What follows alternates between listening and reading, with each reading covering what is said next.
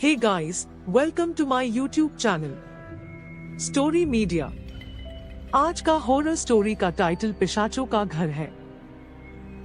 कहानी की शुरुआत कुछ इस प्रकार से होती है। सुनसान सड़क, रात के 11 बजे, ठंडी हवाएं और जंगल से जानवरों की आती आवाजें। ऐसे में वह एक आलीशान बंगले के सामने रौनक, राहुल, सृष्टि और दिव्या खड़े हुए थे। तभी उस घर से मोहित और अनीता बाहर आए। मोहित, आप लोग कौन? रौनक, वो सर, हम लोग नोएडा जा रहे थे और रास्ते में हम लोग की गाड़ी खराब हो गई। हमने घर कॉल करना चाहा तो देखा मोबाइल में नेटवर्क भी नहीं था, तो सोचा आपसे मदद मांग कर देख लेते हैं। अनीता, कोई बात नहीं बच्चों, फोन तो मेरा भी डेड है, लेकिन तुम लोग जब तक चाहो तब तक यहाँ रुक सकते हो, अंदर आओ। ये सुनकर चारों खुश हुए और उनको थैंक्स बोलकर घर के अंदर पहुँचे। अंदर जाकर उनकी आंखें फटी की फटी रह गई। वह चारों तरफ महंगे महंगे मेटिक पीसेस लगे हुए थे। उनको देखकर उन लोगों को चुराने का मन होने लगा। अनीता, बैठो बच्चों, तुमको भूख लगी होगी, मैं सबके लिए खाना लगाती हूँ। मोहित, हाँ हाँ तुम खाना लगाओ, तब तक मैं बच्चों से बातें करता हूँ। ये कहकर मोहित ने बच्चों के साथ डाइनिंग टेबल पर बैठकर बातें करने लगा।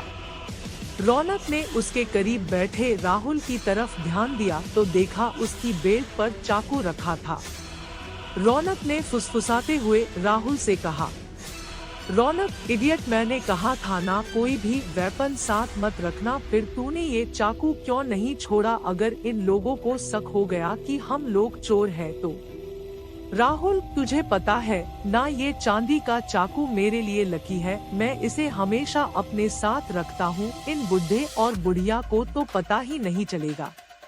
खाना तैयार है बच्चों। ये कहते हुए अनीता ने टेबल पर 2 थाली रखी और उन पर से ढक्कन हटाया। उनमें चिकन रखा हुआ था। क्यों बच्चों, खाना पसंद आया या नहीं? तभी दिव्या बोली, yes ma'am, thank you so much. Anita ने कहा, तो खाना शुरू करो। ये कहकर वो रहस्यमय तरीके से मुस्कुराई और बोली, इसको खाने से तुम्हारा खून और गर्म और मीठा हो जाएगा। मोहित, बच्चों, हमारा घर बहुत बड़ा है और इतने दिनों बाद यहाँ कोई मेहमान आया है, इसलिए हम चाहते हैं कि सारे कमरे भर जाए, तो जो कमरा जिसको पसंद आए आराम से अलग अलग कमरे में ठहर जाओ। ये सुनकर चारों खुश हुए और उनको अलग अलग कमरे दे दिए गए। मैसेज मिलते ही सब 1 घंटे का इंतजार करने लगे। ठीक 1 घंटे बाद रौनक अपने कमरे से निकलकर मोहित और अनीता के कमरे की तरफ गया। हल्के से दरवाजा खोलकर अंदर देखा तो बेड पर मोहित अकेला सो रहा था। रौनक, ये तो और अच्छा हुआ कि ये दोनों अलग अलग सो रहे हैं। ये कहकर वो दबे पांव कमरे के अंदर दाखिल हुआ और चुपचाप अलमारी की तरफ जाकर उसे खोलने लगा। वो अलमारी खुल नहीं रहा था, उसे लगा कि वह लॉक है। फिर उसने देखा कि मोहित के तकिए के पास एक चाबी रखी हुई है।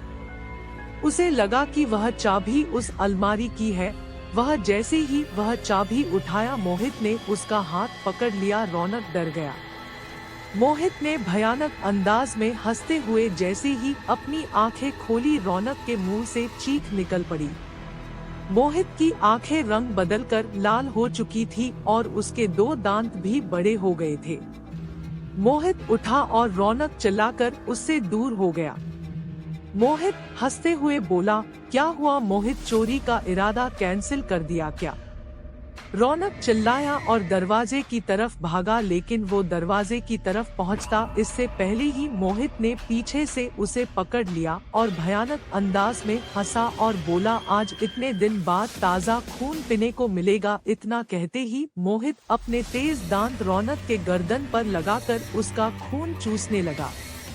कुछ ही मिनटों में उसने रौनक का सारा खून चूस लिया और कुछ देर तक छटपटाने के बाद रौनक ने दम तोड़ दिया।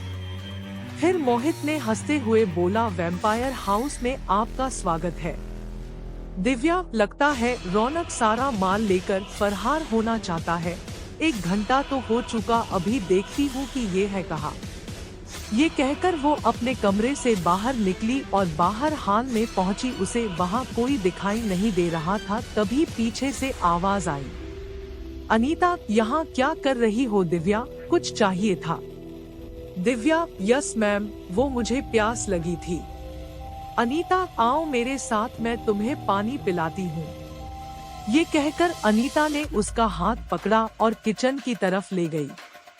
उसने दिव्या का हाथ बहुत जोर से पकड़ा हुआ था और किचन तक पहुंचते हुए वह दर्द करने लगा था। दिव्या बोली, मैम मेरा हाथ छोड़िए, दर्द हो रहा है। ये सुनकर अनीता ने जैसे ही दिव्या से नजरें मिलाई, दिव्या के मुंह से चीख निकल पड़ी। अब अनीता भी 50 बन चुकी थी और लाल आंखों से भयानक अंदाज से दिव्या की तरफ देख रही थी। उसके दांत भी खुखार हो चुके थे।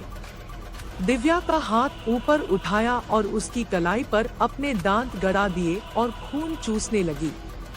दिव्या जोर से चिल्लाई और खुद को छुड़ाने की कोशिश की, लेकिन नाकाम रही।